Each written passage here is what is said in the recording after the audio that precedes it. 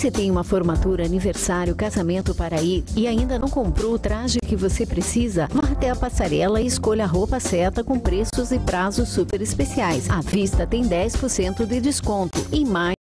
Aproveite toda a linha praia com 20% de desconto à vista. Passarela Boutique, a moda ao seu encontro.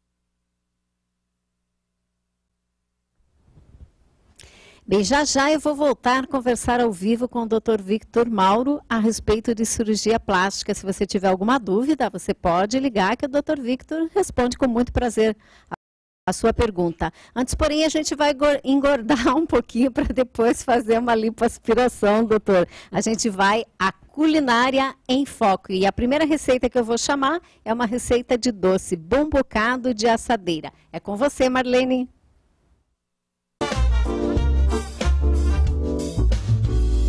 Culinária em Foco. Oferecimento. Lojas MM. Gigante nos prazos, gigante nas promoções. A gigante do sul do Brasil.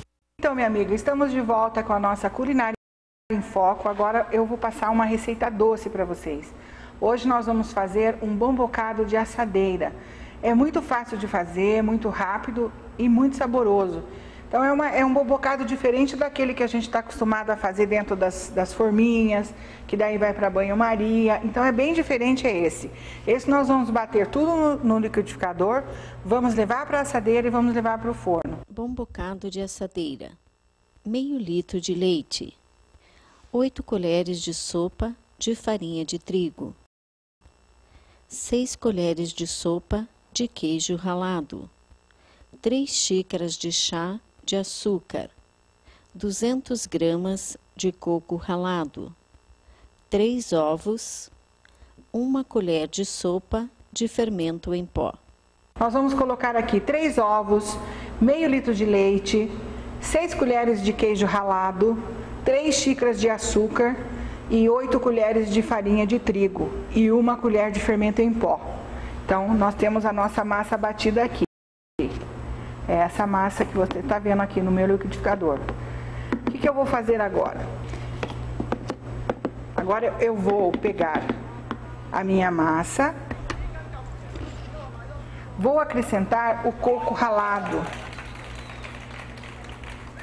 Vamos acrescentar e vamos mexer com a mão isso aqui, sem bater. Vamos agregando a massa.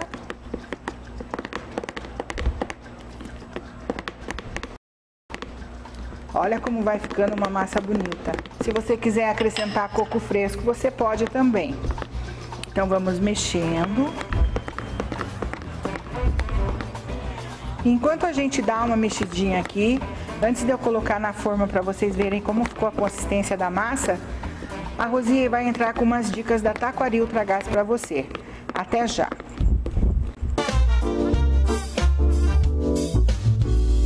Culinária em Foco. Oferecimento. Lojas MM. Gigante nos prazos, gigante nas promoções. A gigante do sul do Brasil.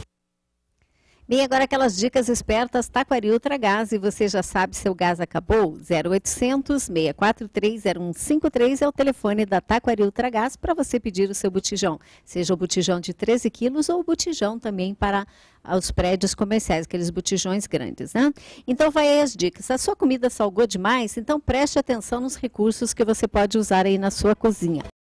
Pingue gotinhas de limão e deixe ferver mais um pouco, você vai ver que o sal vai diminuir na comida. Se for uma sopa que você salgou demais, junte 2 ou 3 batatas. As batatas devem ser cruas e descascadas e partidas ao meio. Se você quiser deixar de pôr depois as batatas na sopa, você pode aproveitá-las também. Mas se não quiser, você retira e com elas sai também um pouco do sal, né? Outra dica também para você que salgou demais a comida, né? Mais um truquezinho, você junta uma colherinha de açúcar e outra colherinha de vinagre.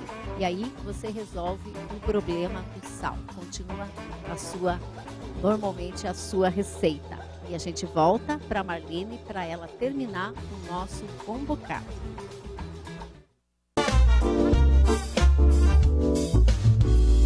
Culinária em Foco. Oferecimento. Lojas MM. Gigante nos prazos, gigante nas promoções. A gigante do sul do Brasil. Então, minha amiga, olha como ficou a nossa massa de bom bocado de assadeira.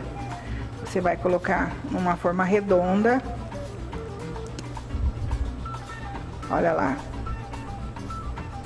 E vai levar para o forno de 35 a 40 minutos. Aí depende muito do seu forno, né? Você que vai... Quando ele estiver bem douradinho por cima, ele já está pronto.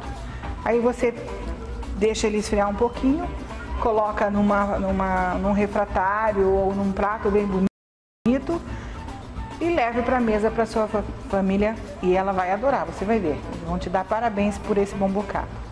Então era isso que nós tínhamos para hoje. Muito obrigado pela audiência, pelo carinho e até a semana que vem, se Deus quiser. Mas não saia daí que tem mais Rosinha em Foco para você. Culinária em Foco. Oferecimento. Lojas MM. Gigante nos prazos, gigante nas promoções. A gigante do sul do Brasil. Bem, depois de comer com os olhos, a gente já engordou bastante, né? E depois de engordar bastante, nada melhor do que fazer uma lipoaspiração. E a pergunta de uma telespectadora é justamente a respeito de lipoaspiração. Dr. Victor, quantas lipoaspirações a pessoa pode se submeter e quais são os perigos que ela enfrenta se for mais que uma? A melhor lipo, a que fica melhor é a primeira, né? E eu falo para elas, o peso que você tem que entrar é mais ou menos o peso que você quer manter depois. É lógico que podem ser feitas outras lipoaspirações para complementar alguma coisa, ou se a paciente engordou um pouquinho e quer fazer alguma coisa, é possível. Um retoque. O retoque ou outros procedimentos mesmo. Retoque na lataria. Né? Mas o ideal é que a primeira que fica boa mesmo. Porque a segunda, às vezes, você não consegue lipar direito pela quantidade de fibrose, cicatriz, tem a chance maior de acontecer necrose, irregularidade, né? Se arriscar um outro procedimento. Então, eu tento conversar com as pacientes para fazer uma reeducação, se controlar direitinho, para depois não recidivar, não precisar fazer outra. Eu tento evitar ao máximo a gente refazer lipoaspiração. Isso em qualquer região do corpo? Qualquer região do corpo. E depois que você faz, por exemplo, você fez a lipoaspiração, aí a pele ficou flácida. Aí para tirar esse problema, para evitar isso, é só fazendo daí a cirurgia, no caso. Olha, tem bastante tratamento clínico, tudo depende de caso a caso. Em alguns casos que a gente indica fazer cirurgia, seja no abdômen, ou se é uma flacidez localizada, ou se a pessoa quer já aproveitar ficar 100% mesmo. Existem algumas complementações alimentares para algumas pessoas que já têm a pele já um pouco mais flácida. Existem hoje tratamentos como diz, estéticos, que tem várias estéticas aí, que alguns têm alguns resultados muito bons, né? A gente tem alguns parceiros que trabalham com a gente. Então, avaliar cada caso. Mas no geral sempre dá para melhorar. Uma pergunta que me fizeram também, eu vou perguntar para o senhor. O modelador, quando ele é usado fora, por exemplo, a pessoa não fez cirurgia plástica, não fez lipo, não fez nada. Se ele for usado meio que constantemente, ele modela o corpo? Ele ajuda a modelar o corpo? O que eu digo assim, hoje em dia está muito na moda as pessoas usarem modelador no dia a dia. Alguns modeladores especiais, inclusive, né, que saem em propaganda toda hora. Eu acredito que acaba torneando sim, você acaba usando ele dia após dia, ou aquelas mulheres que têm mania de usar espartilho, que antigamente tinha, acabava cinturando, né? Se você acabar usando o modelador dia a dia, você acaba modelando. Um contorno, sim. Sim, assim como a calça baixa também, as pessoas dizem que deforma, realmente acaba fazendo a marca da calça, isso é inegável, né? Então, se você usar modelador constantemente, eu acredito que você vai ter acaba torneando o corpo melhor. Eu acredito nisso. Com relação ao abdômen, né? Para fazer, por exemplo, se a pessoa se submeteu a uma cesárea e tem já um sinal, uma cicatriz, né, da cesárea, é possível naquele mesmo corte fazer ou não, doutor? Durante a cesárea? Não. Depois, passado um tempo, digamos que a pessoa queira fazer o abdômen, queira, né? Normalmente, é possível reaproveitar aquele corte ou não? Normalmente aquele corte sai junto. Sai. A não ser que seja muito, muito baixo. Mas a maioria dos casos, a cicatriz da cesárea sai. A gente faz uma cicatriz embaixo e ela sai junto com aquela pele que vai a gente ser joga pro gato. E dá para tirar bastante pele pro gato comer? Qual é o limite de pele que pode ser retirado? Existe um limite? Não existe. Tira o que precisa, né? É lógico que a gente tem que adequar a cirurgia para o paciente, né? Não exagerar. Mas, assim, normalmente sai o que precisa. Um dos inconvenientes que as pessoas que fazem reclamam muito é com relação ao umbigo, que ele tem que ser refeito, né? E que ele não fica exatamente como o original. Já existe alguma técnica que melhora bastante a aparência? A gente vai tendo experiência e vai ficando cada vez melhor o resultado, né? Mas, assim, técnico, só na revista da Sociedade, a última que saiu, vou dizer para você que teve, se não me engano, 3 artigos, deve ter o quê? Deve ter uns 30 artigos, 3 eram só sobre o umbigo. Então, você vê, dentro de toda a cirurgia plástica, dentro da nossa revista, 10% dos artigos se referiam sobre isso. Eu vou dizer assim, dentro da abdominoplastia, o que dá o toque mesmo, o charme é o umbigo. Né? Cada um tem o seu macetinho. Mas tem como deixar ele bonitinho. Sempre tem. Porque senão ele fica aquele umbiguinho assim, parece tristinho, né? Existem os problemas, as tabagistas têm uma chance maior de necrose do umbigo. As deiscências, infecções, tem os seus problemas. Queloide, principalmente, tem quem não tem cicatrização boa, e às vezes a primeira cicatriz que a paciente vai ter é a cicatriz da cirurgia, né? A gente nunca sabe, né? Então, mas claro que é feito a gente também trabalhamos com... Mas não existe exame para isso. Não, digo, mas E uma vez eu vi uma paciente com queloide, já teve cicatriz várias vezes, ela foi desenvolver queloide a primeira vez com 70 anos. Nossa! Nunca teve. Então, às vezes a gente... Então é possível a pessoa não ter durante a vida inteira e de repente... Tem, já vi casos também de ter e também depois de não ter mais. Né? Mas, no geral, depois que tem a primeira vez, e normalmente é uma patologia que começa na adolescência, porque ela tem um efeito hormonal também. Então, aquele estirão, quanto mais hormônio a pessoa tem, maior a tendência. Então, ela é mais comum nessa faixa etária, dos 15 aos 35 anos, aparecer pelo menos a primeira vez. E, por exemplo, a mulher que tem, assim, depois, assim, vamos dizer, dos 50, 60 anos, assim, existe uma complicação maior no se fazer uma cirurgia plástica, além das complicações normais de uma cirurgia, porque é uma cirurgia... Não vou dizer assim que tem maiores complicações, tem maiores cuidados. Né? Porque já, 50, não digo, mas uma paciente de 60, 70 anos, né? Você tem que ter uns cuidados de não exagerar, tentar fazer as coisas picadinhas, né? Não esticar demais, que é uma pele já com menos tração, uma pele com menos colágeno. Então, você tem que tratar essa paciente de acordo com o que você está mexendo mesmo. A matéria-prima, né? Você tem que trabalhar conforme a tua matéria-prima.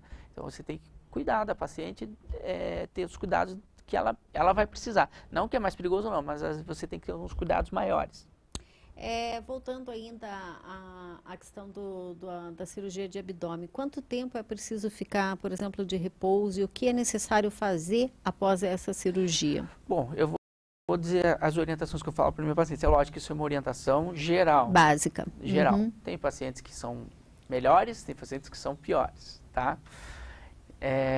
Vamos dizer assim, normalmente o paciente faz a cirurgia, fica em repouso relativo em casa na primeira semana. O que é repouso relativo? Não é para ficar deitada na cama, eu falo assim, não é para deitar na cama, não é para comer na cama e não é para assistir televisão na cama. Por quê? Porque eu quero que ela se movimente para evitar algumas complicações cirúrgicas que chamam principalmente a trombose. Certo. Mas é para ficar em casa, não é para sair e ficar fazendo muito esforço. Na segunda semana a gente já tirou o dreno, a paciente já está um pouco melhor, já vai iniciar a drenagem, ela vai se sentir bem menos dolorida e tal. E daí eu falo para ela, se você quiser comer fora, né, pode ir, não é para carregar peso, nada. Com 15 dias, eu já tirei os pontos, tá tudo tranquilinho, sequinho, bonitinho, ela vai começar a dirigir, carro hidráulico, baixinho, né? Uma vez eu falei para a paciente, pode dirigir. Doutor, tô com tanta dor, mas por que eu comecei a dirigir? Mas o que é? O carro dela era uma Dodge Ranger, aquelas enormes. Então ela tinha que subir na caminhonete. Então a gente tem que ter esse cuidado. Isso também é o tempo que vai ensinar a gente. Mas no geral, um carro baixinho, levinho, com 15 dias começa a dirigir, começa a trabalhar com 15 dias. Então quer dizer que trabalha a partir de 15 dias. Mas e se a pessoa trabalha mais sentada no escritório, ela pode voltar a trabalhar antes ou não? 15 dias. Agora, se a paciente trabalha com alguma coisa mais pesada, aí ela vai demorar mais, dependendo da atividade que ela tiver. Se uma paciente chega para mim, eu trabalho na limpeza, eu carrego caixa, eu levanto isso, aquilo, eu vou dizer para ela pelo menos 30 dias e se não tiver ninguém para fazer a parte mais pesada, o retorno é com 2 meses. Eu quero fazer uma pergunta para o senhor que o senhor vai me responder depois do intervalo comercial. Se a retirada de pele pode ser só do abdômen ou de outras regiões do corpo, mas depois do nosso intervalo comercial.